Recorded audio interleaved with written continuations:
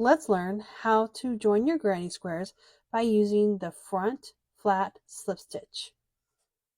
This method creates a beautiful accent on the front of your project.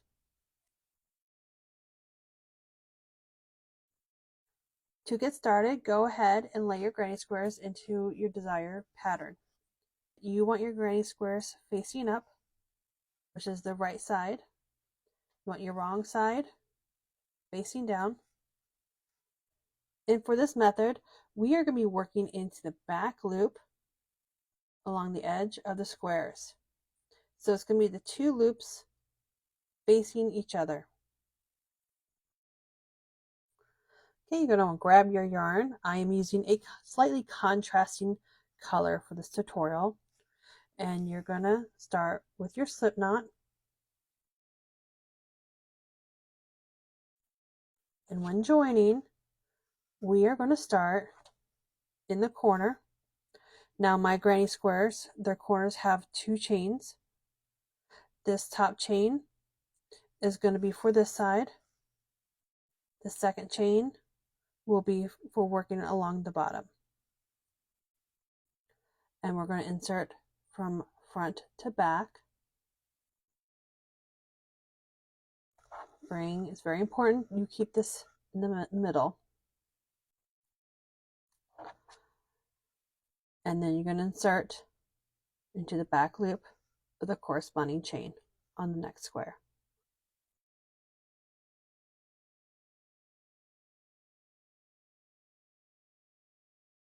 Slip stitch those together. And we're going to do that again into the next stitch, back to front, into the back loop. Now it's very important for the yarn that you're using, the working yarn, not to be on top. Notice I keep this under my hook. And then I'm going to slip stitch into the corresponding back loop.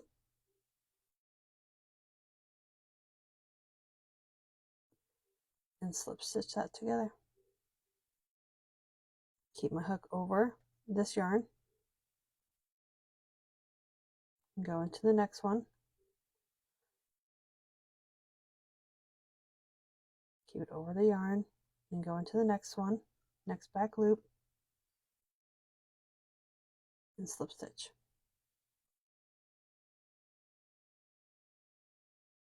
Let's do it again. Back loop, back loop,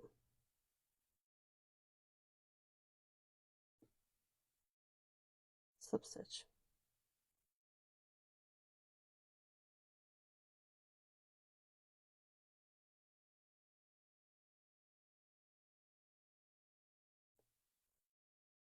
Let me show you so far. See how that looks nice and flat?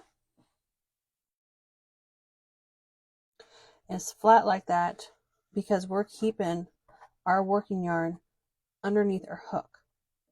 Now let me show you what happens when you don't pay attention to where your working yarn is. Because trust me, when I was first trying to learn this, I was getting so frustrated and couldn't figure out why my slip stitch was puffy. So what I was doing was inserting my hook. See how I have the yarn on top of my hook when I insert it into the back loop? And then I come over, insert into the other back loop. You notice my yarn's on top?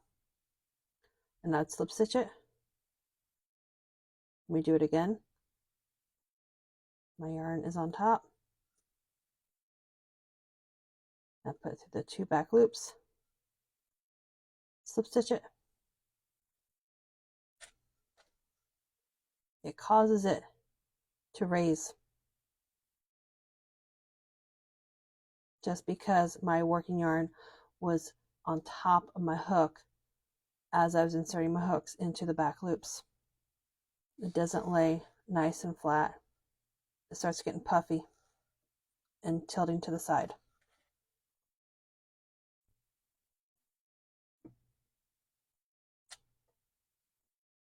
So I just wanted to show you that so you wouldn't get as frustrated as I did when I was first learning this.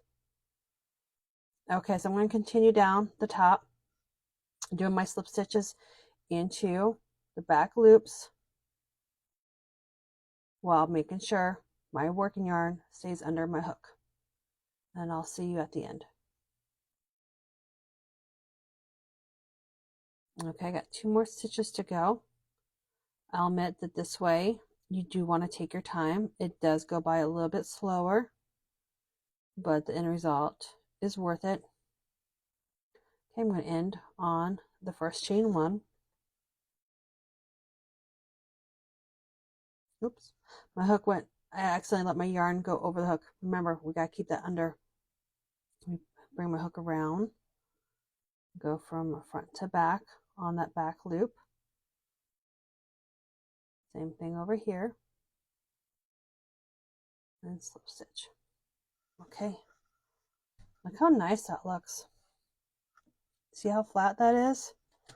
It fits right between the little grooves of the granny squares.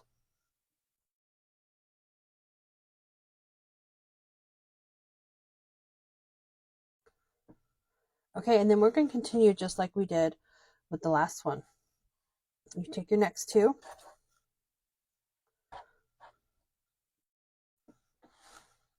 turn them to the side, and we're going to insert into the back loop of that first chain. I don't know if you can see it as well in this green color. Make sure your thread yarn is in front in the middle. I'm going to insert it into the back loop of this first chain. I'm going to do kind of tight so there's not a gap between my squares in the corner there. Okay, and then we're going to continue. Keep your hook over that yarn. This is why I have to go slow when I do this.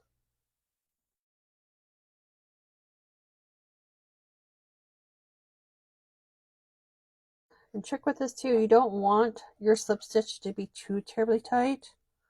I want to make sure it's a little tight right there in the middle to help cinch them together. But the rest of them, you don't want them to be too tight because you don't want to pucker your squares. All right, and then just like the other one, you just go across this way to connect the other sides, and you just slowly go right over top of this. Okay, so here we're at the last chain 1 before we get to the next square.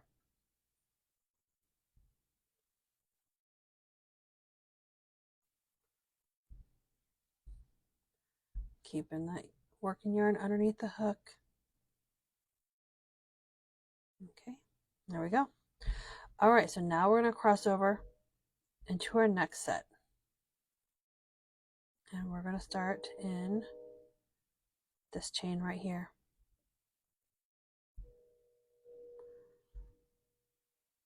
See it better that way.